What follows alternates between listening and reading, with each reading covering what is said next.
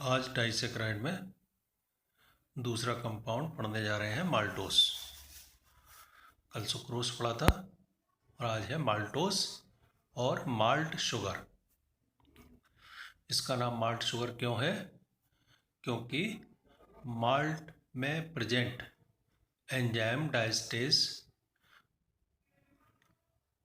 के द्वारा स्टार्च के हाइड्रोलाइसिस पर यह प्राप्त होता है, इसलिए इसे माल्ट शुगर या माल्टोस कहते हैं। स्टार्च पॉलीसेक्राइड है, C6H10O5 का whole N plus N/2H2O on hydrolysis with enzyme diastase gives maltose. Physical properties, यह वाइट क्रिस्टलाइन सॉलिड है, वाटर में soluble but insoluble in ether and alcohol. यह आपके डेक्स्ट्रो रोटेटरी होता है और इसमें म्यूटा रोटेशन पाया जाता है, यानी दो रूट फॉर्म में होता है। जो अल्फा फॉर्म है उसका स्पेसिफिक रोटेशन +168 डिग्री एंड जो बीटा है उसका है +112 डिग्री यानी 112 डिग्री, और इनके इक्विलिब्रियम मिक्सचर का +136 degree. Structure, first of all वही है मॉलिक्यूलर फॉर्मूला। एलिमेंटल एनालिसिस की टेक्निक्स के आधार पे, यानी कार्बन हाइड्रोजन ऑक्सीजन के परसेंटेज निकाल के, या आपके मॉलिक्यूलर वेट डिटर्मिनेशन मेथड्स यानी रास्ट कैम्फर मेथड के बेसिस पे इसका जो मॉलिक्यूलर फॉर्मूला है C12H22O11 प्राप्त होता है। अब ये देखेंगे कि डाइसेक्राइड है ट्राइसेक्राइड है कैसा है, तो वो मालूम पड़ता है हाइड्रोलाइसिस से। नंबर सेकंड है हाइड्रोलाइसिस। डाइल्यूट एसिड्स तथा एंजाइम माल्टेज द्वारा हाइड्रोलाइसिस पर माल्टोस से दो ग्लूकोज मॉलिक्यूल प्राप्त होते हैं, यानी कि ये क्या है? डाइसेकेराइड है। C12H22O11 on hydrolysis with dilute HCl gives 2 molecules of glucose. Number third, reducing sugar. इनमें सेक्राइड में क्या होता है कि एक यूनिट के C1 पे दूसरी यूनिट का कोई हाइड्रोक्सी ग्रुप जुड़ सकता है। यदि वो एनोमेरिक दोनों जुड़े तो सुक्रोज की तरह नॉन रिड्यूसिंग शुगर हो जाएगी। यदि अदर कोई OH ग्रुप है देन वो बना हुआ डाइसेक्राइड पॉलीसेक्राइड कैसा होगा? रिड्यूसिंग शुगर ही होगा, यानी कि किसी एक यूनिट का C1 का एनोमेरिक OH फ्री होता है। यह फेलिंग रिएजेंट टॉलिन रिएजेंट को रिड्यूस करके ओसाजोन का फॉर्मेशन करता है, म्यूटा रोटेशन शो करता है, अतः इसमें एक ग्लूकोज यूनिट का C1 का एनोमेरिक OH ग्रुप प्रेजेंट है। नंबर अगला है ग्लाइकोसिडिक बंध की प्रकृति, नेचर ऑफ ग्लाइकोसिडिक बॉन्डिंग। ये on the basis of enzyme hydrolysis, जो स्पेसिफिक एंजाइम है जो अल्फा ग्लाइकोसिडिक बॉन्ड का हाइड्रोलाइसिस करता है माल्टेस, उससे इस माल्टोस का हाइड्रोलाइसिस होता है। यानी कि इसमें जो अल्फा फॉर्म है वो कैसी हैं? ग्लूकोज की जो यूनिट है वो कैसी हैं? अल्फा फॉर्म में है।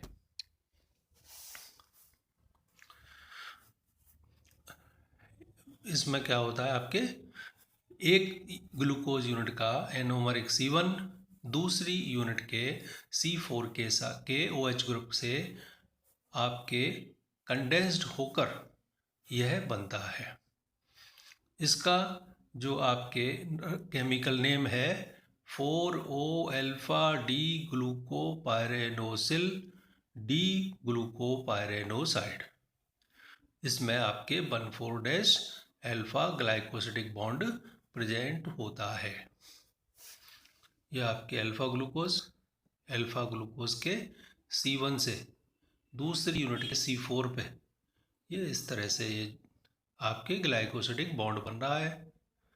अब इसका हावर्थ फॉर्मूला, ये आपकी एक C1 के, ये इधर है तो इसका मतलब रिंग के नीचे, ये O फिर कहाँ है, ये आपके रिंग के नीचे, C2 का OH नीचे, C3 का OH पर, C4 का OH नीचे एंड लास्ट CH2H ऊपर। इस साइड आएंगे तो ये OH आपके अल्फा भी हो सकता है, बीटा भी हो सकता है, यानी कि आपके ऊपर नीचे कहीं भी हो सकता है, तभी आपके अल्फा और बीटा दो म्यूटा रोटेशन है। फिर ये आपके OH नीचे, OH ऊपर और ये CH2H ऊपर। इनके चेयर कन्फॉर्मेशन के रूप में देखें, C1 ये अल्फा है, अल्फा में जो C1 का OH है वो कैसा होता है, एक्सियल। तो एक्सियल से C4 के इक्वेटोरियल पे बॉन्डिंग होगी, यानी कि ये इसका माल्टोस का कॉन्फॉर्मेशन है।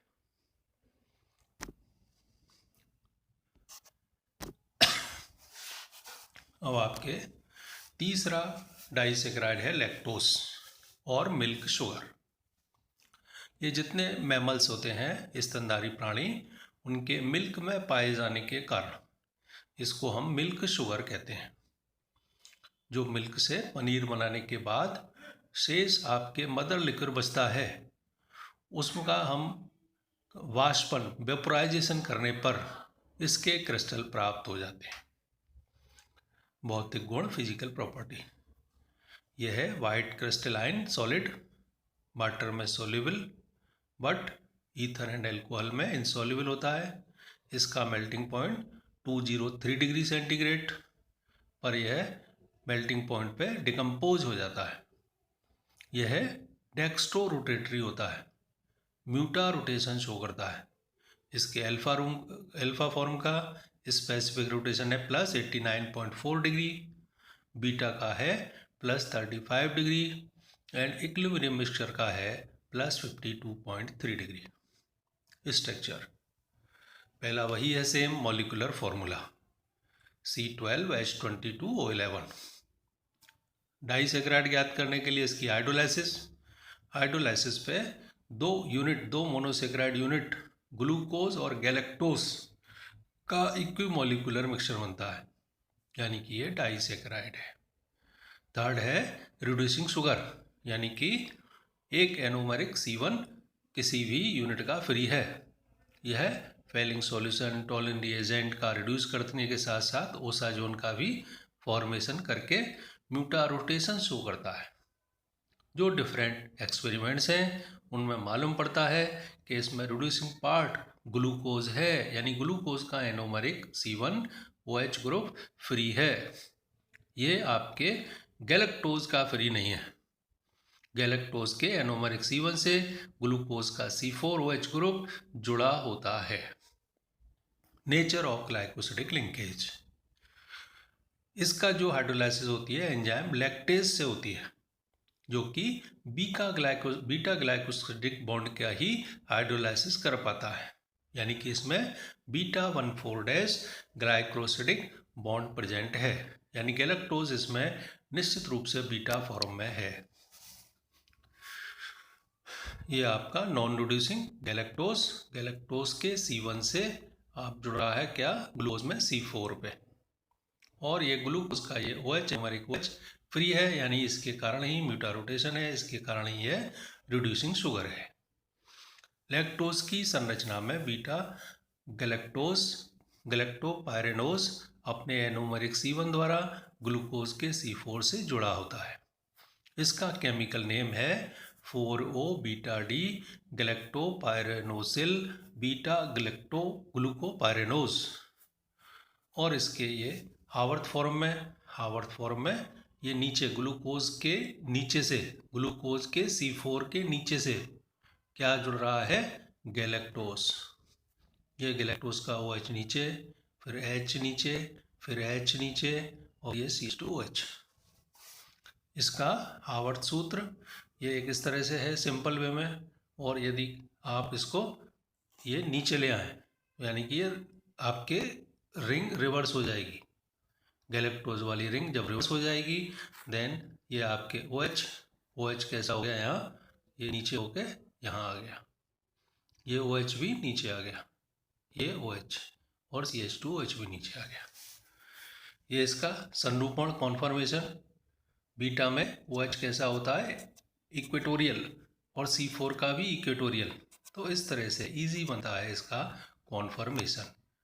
अब आगे पॉलीसेकेराइड हम अगले लास्ट ई लेक्चर में पढ़ेंगे।